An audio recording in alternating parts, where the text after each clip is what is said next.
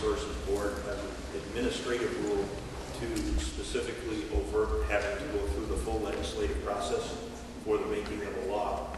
But now, I'm not sure I completely understand the 30-day review process and how the legislature can have an impact and what happens after that 30-day passes. I mean, the administrative rule becomes law, is my understanding. That's correct. But you raise a very, very interesting point. This gets to the heart of the problem. We're talking about stewardship administrative rule. It gets to the heart of NR 115, and that's how we do administrative rules in the state of Wisconsin.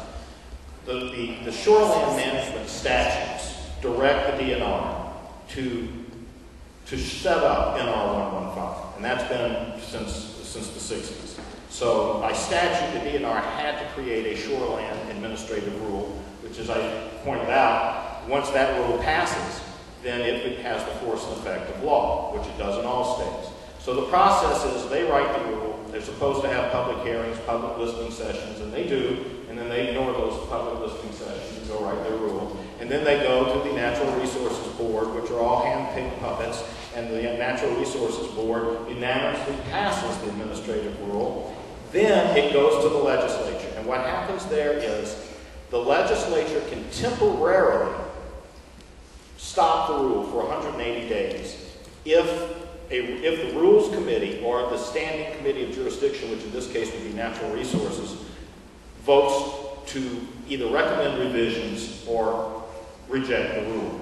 But that stopping of the rule only lasts for 180 days. To completely stop the rule, the legislature itself, the Assembly has to pass a bill to stop it permanently. The Senate has to pass the bill and the governor has to sign it. That's not going to happen this time around. Let me tell you something, folks. So what's happening here has happened in other states. We've got it backwards.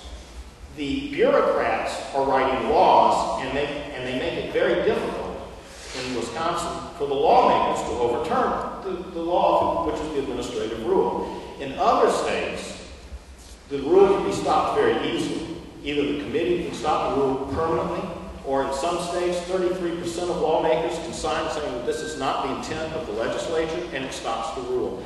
That puts the power back into the legislature's hand when they direct an agency to go write a rule to clarify and set up a process to enact a law they passed to make sure that the rule follows the intent. That's not so in Wisconsin. Once an agency and a bureaucrat writes a rule, it's going to pretty much become law except in extraordinary circumstances. One question, is the law Wisconsin Association of Lakes for this NR 150 or against it? They were for. They were for. In fact, they don't write. Another interesting point, in the state of Wisconsin, we don't have full public disclosure in writing laws for legislation. When did you get to see the rule, Pete? Probably the day before you did. Day before I did. The newspaper couldn't get the rule. Code administrators couldn't get the rule, and they were part of the advisory group. Part of the advisory group helping to, quote unquote, write the rule, at least very effectively. But they didn't get to see the rule. But the Wisconsin Association of Lakes did put out a press release saying they had the rule all along. In fact, they helped write it. So they got to see it. It's whoever the agency wants to give it to. And the courts, by the way, have ruled that the agencies can do that legally. They can give it to certain groups and not to others.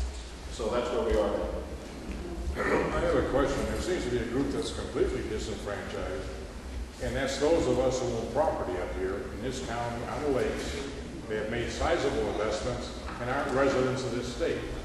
Now, where do we go to complain? Writing a letter to a legislator is a waste of ink, because you can find out real quickly I can't vote for it. So what do we do?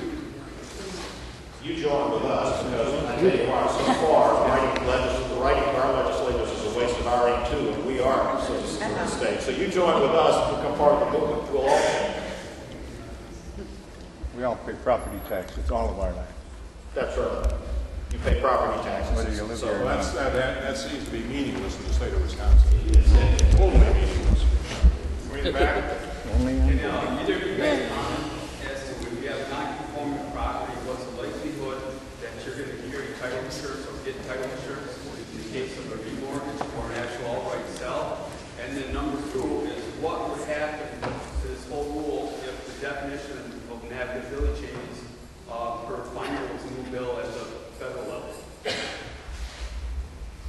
answer your first question, I don't know.